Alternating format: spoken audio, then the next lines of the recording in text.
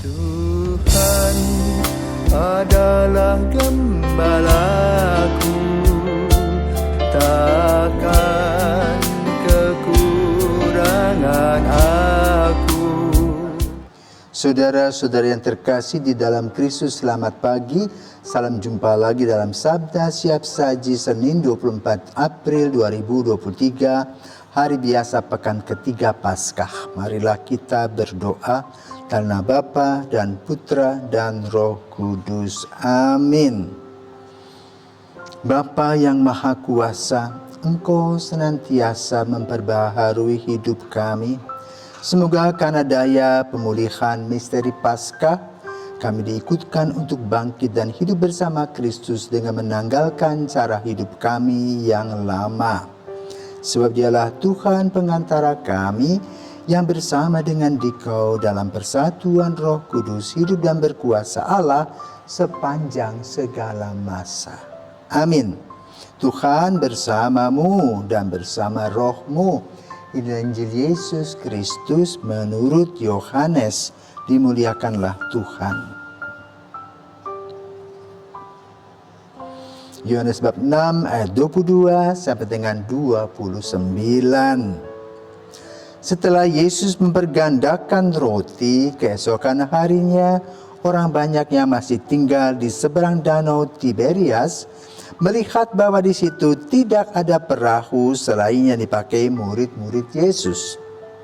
Mereka melihat juga bahwa Yesus tidak turut naik ke perahu itu bersama-sama dengan murid-muridnya, dan bahwa murid-muridnya saja yang berangkat. Tetapi sementara itu beberapa perahu yang lain datang dari Tiberias ke dekat tempat mereka makan roti sesudah Tuhan mengucapkan syukur atasnya. Ketika orang banyak melihat bahwa Yesus tidak ada di situ dan murid-muridnya juga tidak, mereka naik ke perahu-perahu itu lalu berangkat ke Kapernaum untuk mencari Yesus. Ketika orang banyak menemukan Yesus di seberang laut itu, mereka berkata kepadanya, "Rabi, bila mana engkau tiba di sini?" Yesus menjawab, "Aku berkata kepadamu, sesungguhnya kamu mencari aku bukan karena kamu telah melihat tanda-tanda, melainkan karena kamu telah makan roti itu dan kamu kenyang. Bekerjalah bukan untuk makanan yang akan dapat binasa, melainkan untuk makanan yang bertahan sampai kepada hidup yang kekal, yang akan diberikan Anak Manusia kepadamu. Sebab Dialah yang disahkan oleh Bapa Allah dengan materainya." Lalu kata mereka kepadanya, "Apakah yang harus kami perbuat supaya kami mengerjakan pekerjaan yang dikehendaki Allah?" Jawab Yesus kepada mereka, "Inilah pekerjaan yang dikehendaki Allah, yaitu hendaklah kamu percaya kepada Dia yang telah diutus Allah." Demikianlah sabda Tuhan, terpujilah Kristus. Saudara-saudari yang terkasih di dalam Kristus, dunia pendidikan adalah dunia yang memerlukan waktu, dan semua orang masuk dalam satu proses kehidupan. Apa yang dikumpulkan oleh Yesus adalah calon kader-kader pemimpin gereja masa depan. Maka Yesus menelusuri Danau Galilea, bahkan sampai ke kantor pajak. Pertama, ia berjumpa dengan Andreas dan Simon. Dan Yesus berkata, "Engkau akan kujadikan penjala manusia." Lalu respons mereka positif, mereka meninggalkan jalannya dan mengikuti Yesus. Lalu apa yang dialami oleh mereka? Yesus berkata, "Burung mempunyai sarang, ular mempunyai liang, tetapi Anak Manusia tidak mempunyai tempat untuk meletakkan kepalanya. Dan itulah yang dialami oleh para murid. Fasilitas tidak ada. Sarana prasarana tidak ada. Yang Yesus tampilkan dalam kehidupan mereka adalah masalah kedalaman hati. Jadi pembentukan kepribadian. Bagaimana pembentukan kepribadian dilakukan oleh Yesus? Yang pertama itu iman percaya.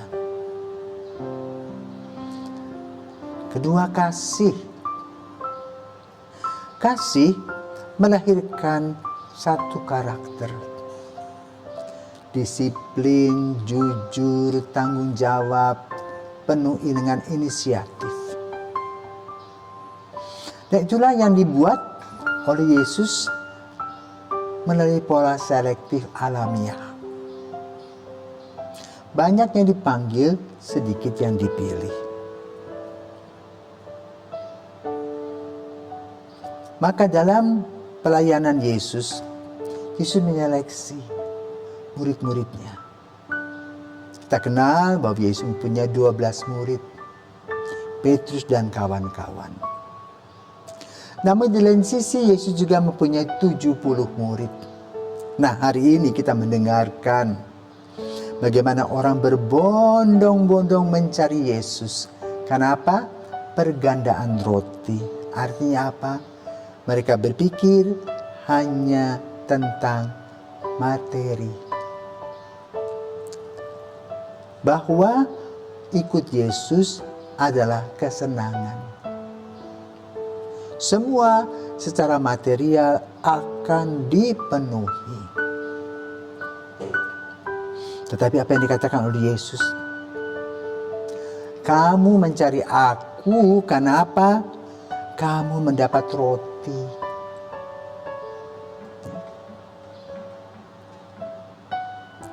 Dan kamu kenyang.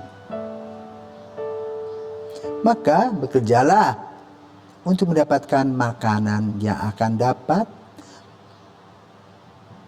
menghidupi. Tetapi makanan itu yang jasmani akan sia-sia. Kenapa? Pada waktunya ketika kematian tiba, semua yang berbau jasmani, entah uang, kekuasaan, kepemilikan, semuanya ditinggalkan. Karena itu Yesus ingin agar para muridnya mempunyai mutiara kehidupan. Itu apa? Kasih, iman, dan harapan. Gunakanlah sarana-sarana dunia ini dengan kejujuran. Kenapa? Kalau kita tidak melakukannya dengan kejujuran, maka terjadilah penyesalan dalam hidup kita ketika kita harus mempertanggungjawabkan dan meninggalkan hidup kita di bumi ini. Maka dengan sungguh-sungguh Yesus menerapkan, menganjurkan, menasehati, dan semoga kita mau melaksanakannya. Bukannya sibuk-sibuk kumpul uang, sikut sana, sikut sini. Hanya untuk mendapatkan kepuasan secara jasmani. Karena itu Yesus ingin supaya kita mendapat kepuasan batin. Nah, bagaimana kepuasan batin dilaksanakan? Maka kita melihat dan meneropongi apa yang dilakukan oleh Yesus. Dasar dari pengajaran Yesus adalah cinta kasih yang digambarkan dengan gambar salib. Cinta secara vertikal antara manusia dengan Tuhan dan manusia dibuktikan dalam kenyataan sehari-hari antar manusia. Secara horizontal maka berbentuk salib. Kan salib merupakan tanda kemenangan kita dan kemenangan Kristus. Perjuangan untuk mendapatkan nilai-nilai tadi, nilai kasih yang menggema dalam kasih kepada Allah, kepada diri sendiri, kepada sesama, bahkan musuh-musuh kita. Itulah yang menjadi wadah bagi pergerakan dan kehidupan kita. Nilai kasih. Kedua, percaya bahwa Tuhan senantiasa menuntun kita. Maka dikatakan, lihatlah bunga-bunga di ladang yang indah. Dan Daud mempunyai gaun yang lebih cantik, tetapi bunga-bunga bakung itu lebih indah daripada yang dimiliki oleh Daud. Maka nilai-nilai kepedulian, kesahajaan, kerendahan hati, itulah yang perlu diperhatikan dalam kehidupan kita nyata sehari-hari. Percayalah kepada Yesus yang memberikan kepada kita jalan. Karena Ia katakan, akulah jalan, kebenaran, dan hidup. Mari saudaraku terkasih, kita berhimpun di dalam Yesus untuk mendapatkan hal-hal yang luar biasa, yaitu kebahagiaan. Bukan hanya kenikmatan, tetapi lebih dari itu, kebahagiaan. Karena apa?